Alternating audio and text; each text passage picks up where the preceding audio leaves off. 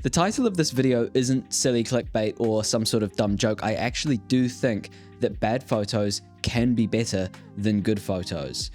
Don't panic, I'm still sane. Let me explain exactly what I mean, and we might just learn something about photography together. For starters, what do I mean by good photos and bad photos? Well, I think what we often think of as a good photo is one that's technically correct.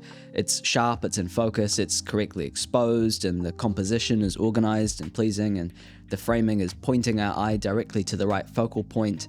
The colors are natural, and it allows the subject to take over and the photo to vanish. It's not like we're looking at a photo of a car, we're looking at a car.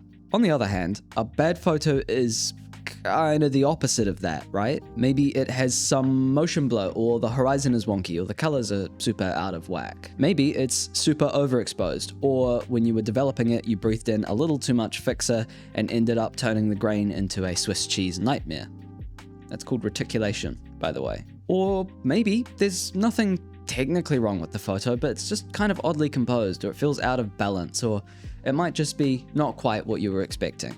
I think you should worry a lot less about taking good photos, and in fact, I think you should lean into taking bad ones for a few very important reasons. But let's be clear, I'm not saying that you can just take blurry photos of the ground and then put a white border around them and say it's an anarchistic take on the concept of quality in a post-art AI-driven capitalistic society, because we all know that's not what you really want, and it's not what anybody else wants either, so you still do need to at least try to use that trust fund to do some good. Also, it should be fairly obvious by now, but this obviously does not apply to commercial photography or weddings or anything of that sort. If you're hired to shoot real estate and you take pictures of the house doing like double exposures on red scale film, you're probably not going to get a call back. We're just talking about art photography here, fine art, or FART for short. So why should you take bad photos then? Well, I'll tell you.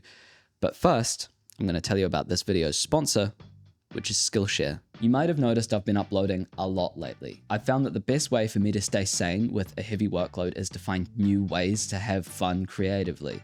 Lately, I've been making some portraits of this grumpy old man. If you've ever tried photographing dogs, you'll know it's a lot harder than it looks. I've been getting better though, and that's thanks to the pet portraits class I've been taking. Skillshare has so many different classes like this that can really stretch your skills and creativity, and with their curated learning paths, it's really easy to start small and work your way up. If you want to get better at photography or filmmaking or really any flavor of art, Skillshare has a huge range of classes you can take. I definitely recommend checking out the creative career category. It's got loads of really interesting stuff from some pretty big names. Plus, as a bonus, the first 500 people to use the link in the description will get a free 1-month trial of Skillshare. Get started today. Thank you, Skillshare. Here's the first reason you should take bad photos. It's creatively freeing.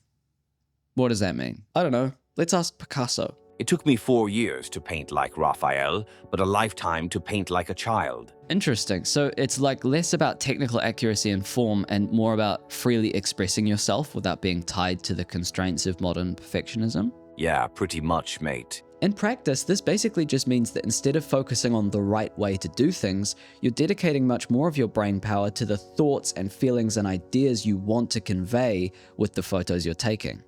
We'll come back to that one. The second reason you should take some absolutely awful, steaming hot dog is that it's more you.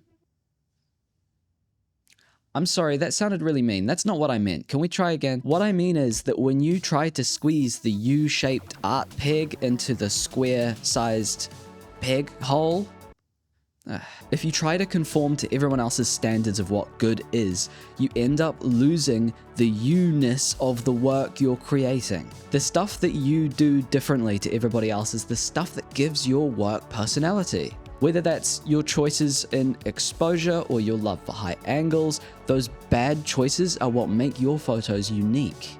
I love to have messy edges in my frames, and I also love to cut parts of people off when I take portraits. Every photography textbook, and several previous clients, have told me that that's bad, which is true, unless you're me, because I like it and I hate minimalism. Or any ism for that matter. Isms, in my opinion, are not good.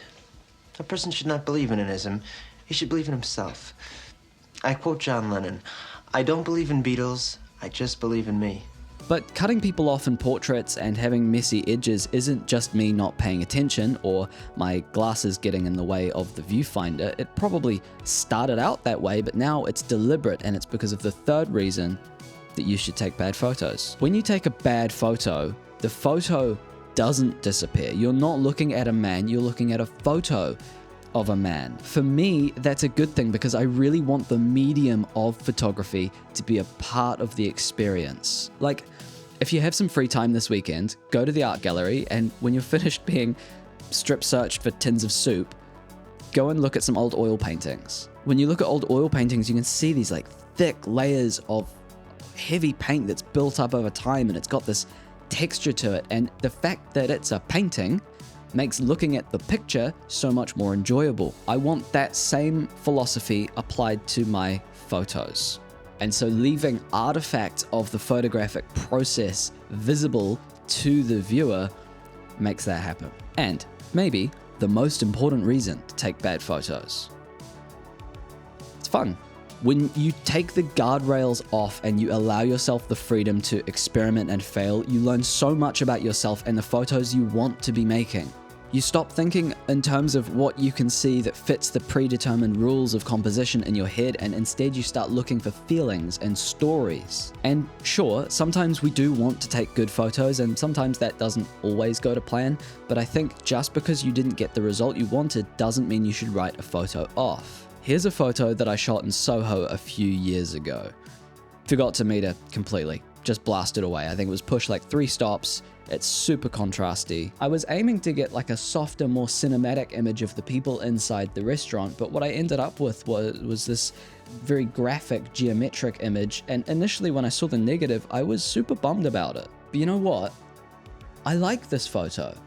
It's got mystery and mystique, and it's so visually striking that I think I prefer this to the shot I was actually going for. And because I messed this shot up, I learned that actually sometimes I would quite like to go for that high contrast, Bauhausy kind of look.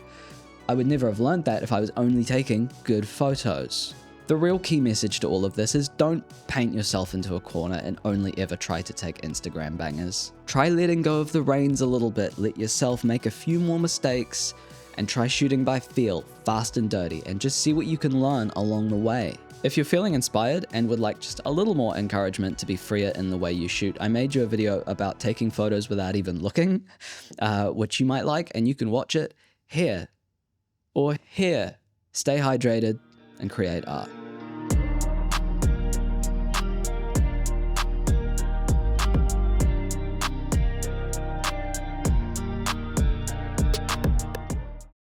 Also, thank you so much for 20,000 subscribers. You watching and cheering and commenting and telling me when I've been silly. You're awesome. Stay hydrated.